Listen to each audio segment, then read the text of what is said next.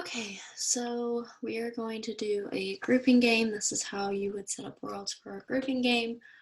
Specifically, this is test 73, game 3. So it is a little bit harder, but we can get through this. We'll be fine. Okay, so the scenario says, during the 17th century, three families, Trents, Williams, and the Yondells, owned the 5 buildings that constituted the center of the village. We have the forge, the granary, the inn, the mill, and the stable. So I'm going to pause right there because I have an idea of how I want to set this up. We're going to have to figure out which families own which buildings. And so our families are our groups. I'm going to actually move this. So we have the T's, the W's, and the Y's, and we are working with F, G, I, M, and S. Okay, so this is how I'm gonna do it. You could also do something like this if you wanted to and have them horizontal. For me, I just like vertical, and so that's how I'm gonna set it up. So going on, it says each family owned at least one of the buildings. So that means I have to have something in each of these. I can't have a blank one. I have to have something in each of the families. And each building was owned by exactly one of the families. So that means that I have to use all of these once. I don't have double variables. I have to use all of them. And then we go into our restrictions, our rules. So rule number 1 says W owned more of the buildings than Y owned. Okay, so this is going to give us a restriction of how many can be in each family, basically. So this is my world 1. We have 5 buildings, right? We already have 3 placed out because we have to have 1 in each family. So we have 1, 2, 3. If W has to be more than Y, we could have 4 here, and then we could also have 4 in other, or 5 in other places, because we have to have at least 2 in W. So I'm going to split this up. I know that I can have this, or I can place my 5th one in W. So this is all 5. 1, 2, 3, 4, 5. So this could be a building block for our worlds, or I could have 1, 2, 3, 4. I'm not going to put anything more in W because I already have that situation over here. So this is out. I'm not going to put 1 in W. So I'm going to scribble just to let myself know that I'm not putting 1 in W. Could I put that 5th world in Y? No, because W has to own more than Y. So that means Y is completely done. Actually, you know, I don't have to do that over there. Y is done, which means that the 5th one has to go with T. So these are the only 2 setups that I can use based off of rule 1. Okay, now I'm going to go into rule 2, and I'm going to implement that into my diagrams to the fullest extent. So rule 2 says neither the inn nor the mill belong to the owner of the forge. Okay, so I'm going to go all the way back to rule 1. I'm going to ask myself, where can I put the forge? Because when I have the forge, I can't have the inn or the mill. So because nothing is on my diagrams right now, I can put the forge in each family, right? So I'm going to split this up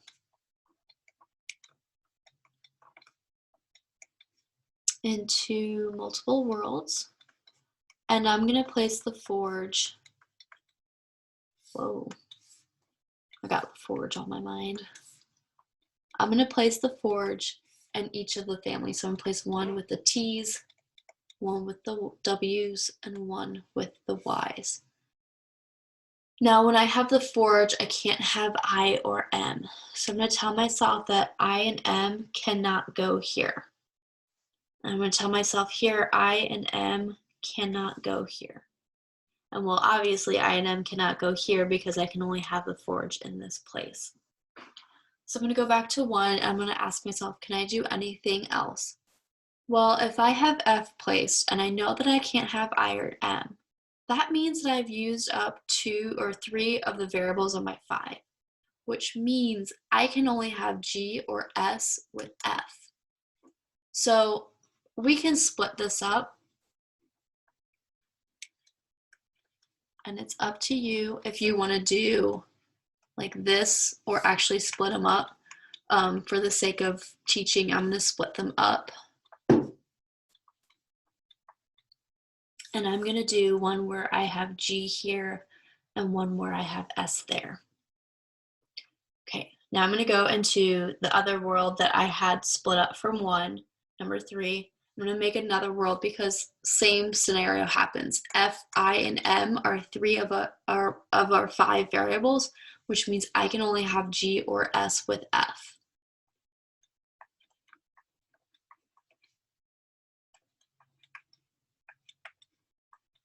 So I'm going to make one where G is with F and where S is with F. So really messed up F. Okay, so we've created 1, 2, 3, 4, 5 worlds just based off of rule number 2. But we're not done yet. We have to go all the way back to world number 2 and implement that rule in this scenario. So we're on world 7. Same situation happens. I ask myself, where can I place F? Because when I place F, it means that I cannot have I or M there. So I'm going to place one where I can have F here, and F here. And 2 and 8, F is the only one that can be in those families. So I'm not going to worry about the rule because I can't put I and M there. However, in 7, I know that I can't have I or M here, right? Which means 3 of my 5 variables are taken up, which means I can only have G and S. That means because I have 2 spaces here, I have to fill this with G and S because those are the only 2 variables that can go with F because I can't have I and M there. So that actually fills up quite a bit of my board. I can put either I or M here, but I'm not going to touch it right now because I just want to see what rule 3 has. I'm going to implement that. If it violates it, then the world is dead. So we have F placed, we have G, we have S's. F is placed in all of them, so I'm not going to worry about that variable anymore. All right, so we've got 2 implemented. Now we're going to go into rule 3. Rule 3 says either the T's own the stable or the Y's own the N or both. Okay, so I'm going to go all the way back to 1.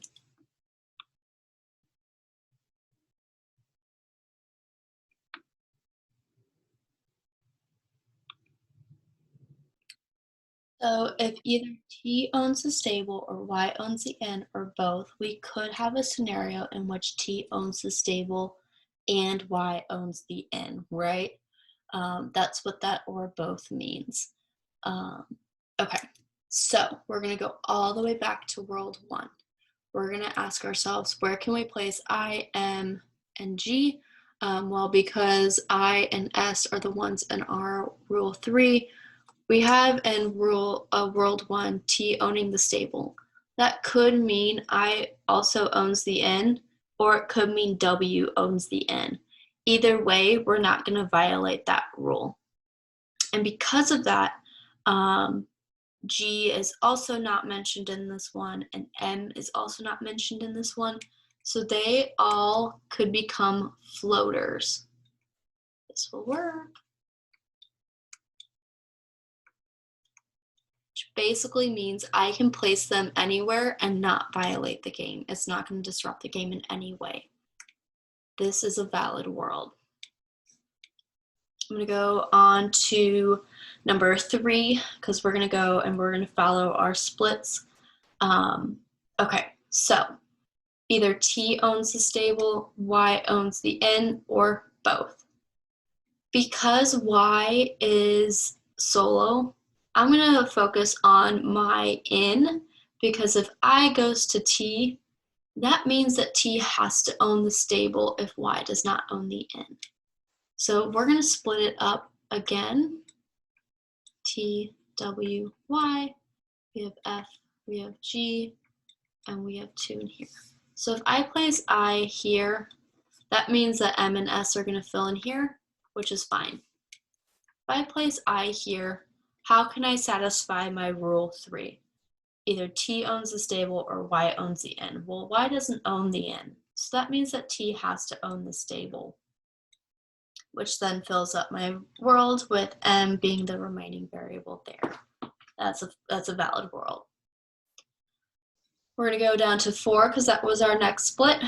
And we're going to go, well, maybe it wasn't. We're going to go down to 4.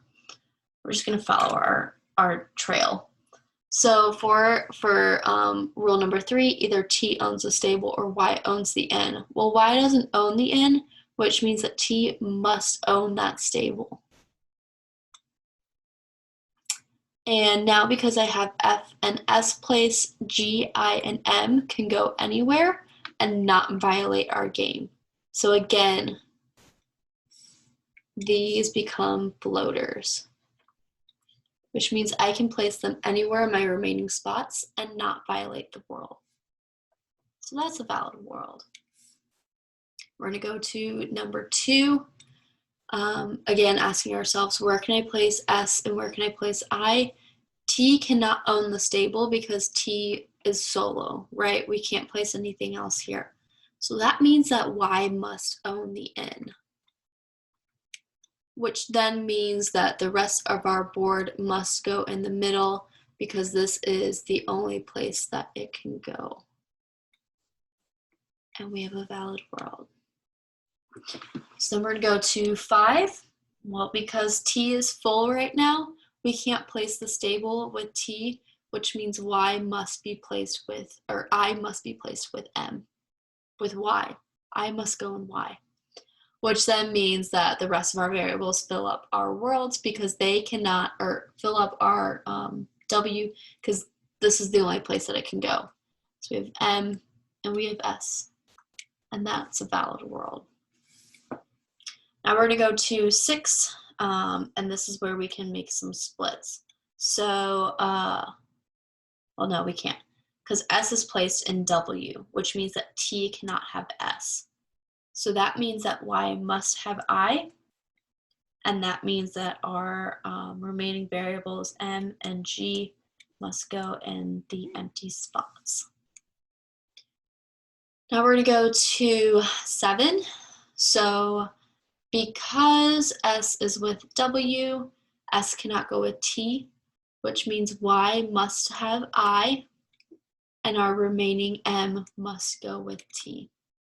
If we had when we filled this world initially, if we had done something like this, because we know that those are our only 2 variables, then we, once we get to that 3rd rule, that makes it so that this must happen. We cannot have I with T and M with Y, because that violates that 3rd rule. Okay, so then we're going to go to 8, which is our last world that we're going to focus on, because everything else has a check mark by it, meaning we have completed that world. Those worlds satisfy our rules. So we're going to go to 8, and we're going to ask ourselves, how does rule 3 apply to this world? Well, because Y can only be by itself, that means Y can't have the in, which means according to rule 3, T must own the stable, which means our remaining variables, G, I, and M, must fill in our empty spots with W. And that is the world. When we go into the questions, we don't have to revisit our rules.